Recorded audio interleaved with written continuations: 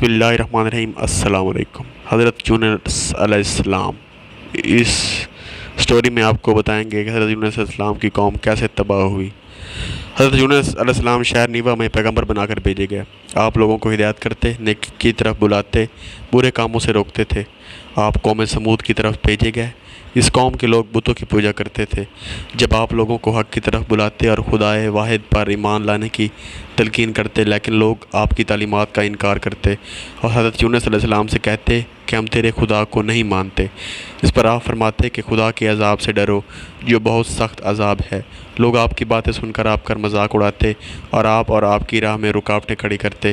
آپ نے قوم سمود کو راہ راست پر لانے کی بہت کوششیں کی، لیکن بھٹکی ہوئی قوم پر آپ کی نصیحت کا کوئی اثر نہ ہوا، تو آپ کو یقین ہو گیا کہ یہ لوگ خدا پر ایمان نہیں لائیں گے۔ آپ مایوس ہو گئے۔ مایوسی کی حالت میں آپ نے قوم سمود کی تباہی و بربادی کے لیے بد دعا کی اور اس سرزمین سے نکل پڑے۔ چلتے چلتے دریائے فرات کے کنارے پہنچے تو دیکھا کہ ایک کشتی کنارے پر لگی ہے، لوگ اس پر سوار ہو رہے ہیں۔ ان کی دیکھا دیکھی آپ بھی اس پر سوار ہو گئے۔ جنہیں جانا تھا وہ سب سوار ہو چکے۔ کشتی لوگوں سے بھر چکی۔ اس کے بعد کشتی اپنی منزل کی طرف روانہ ہوئی۔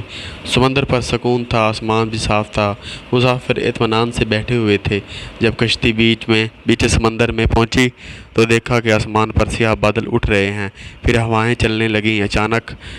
ہوا اچانک طوفان کی شکل اختیار کر گئی۔ سمندر میں کشتی ڈگمگانے لگی، سمندر کی لہروں میں اوپر نیچے ہونے لگی، بارش بھی تیز ہو گئی۔ طوفان کے جھٹکوں اور پانی کے تپنوں سے کشتی کے ڈوبنے کا اندیشہ پیدا ہو گیا۔ کشتی میں بیٹھے ہوئے مسافروں میں سے ایک نے کہا کہ معلوم ہوتا ہے کہ کشتی میں کوئی ایسا شخص بھی سوار ہے جس سے کوئی بڑی غلطی سرزد ہو گئی ہے۔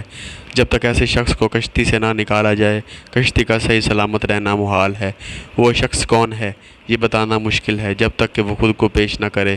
اس پر حضرت یونس علیہ السلام کھڑے ہو گئے اور کہا کہ میں ہی ہوں جس سے بڑی غلطی سرزد ہو گئی ہے۔ مجھے کشتی سے نکال دیا جائے تو آئی ہوئی مصیبت ٹل سکتی ہے۔ تمام مسافر حضرت یونس علیہ السلام کا منہ تک رہے تھے کہ جس نے خود ہی سب کے سامنے اپنی غلطی کا اظہار کیا۔ پھر سب نے ایک یک زبان ہو کر کہا، یہ شخص تو فرشتہ صفت انسان معلوم ہوتا ہے، ہم کسی حال میں بھی کشتی سے نہیں نکال سکتے۔ مسافروں میں سے ایک نے تجویز پیش کی کہ قرعہ اندازی کی جائے، جس کا نام پرچی میں نکلے وہی سزا کا مستحق ہوگا، ہم اسے کشتی سے نکال دیں گے۔ چنانچہ قرعہ اندازی ڈالا گیا، پرچی میں یونس کا نام نکلا۔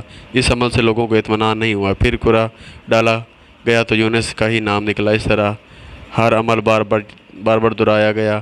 حضرت یونس علیہ السلام نے کہا کہ میں اپنے رب کا نافرمان ہوں، خدا کا حکم یہی ہے کہ مجھے دریا میں ڈال دو، تمام مسافروں کی جان بچ جائے گی۔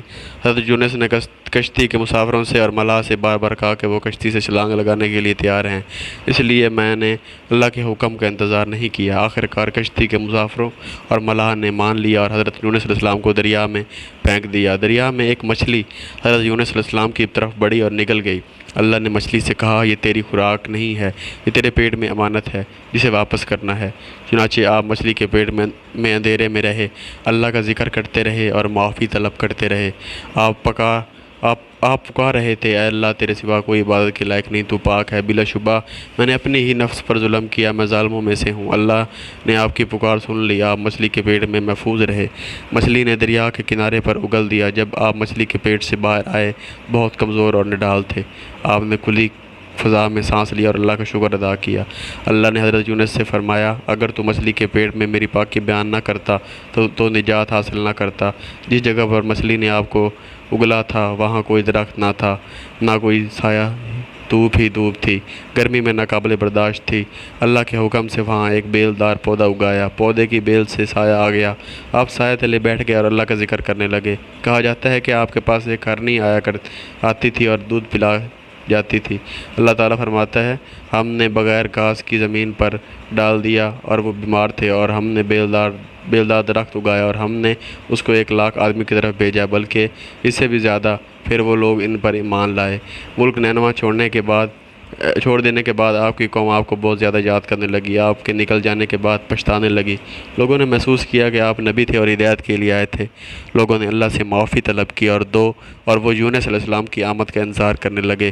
لوگوں نے اقرار کیا کہ تم اللہ پر ایمان لائے، اور اس بات پر بھی کہ یونس علیہ السلام اللہ کے ہی نہیں آپ کے لائے ہوئے پیغام پر یقین رکھتے ہیں اور یونس علیہ السلام کی تصدیق کرتے ہیں۔ اور قوم کے لوگ ایک دوسرے سے کہنے لگے کہ اگر یونس علیہ السلام ہمارے درمیان آ جائیں تو ہم ان کی تعظیم کرنے لگیں گے اور ان کے حکم پر عمل کریں گے۔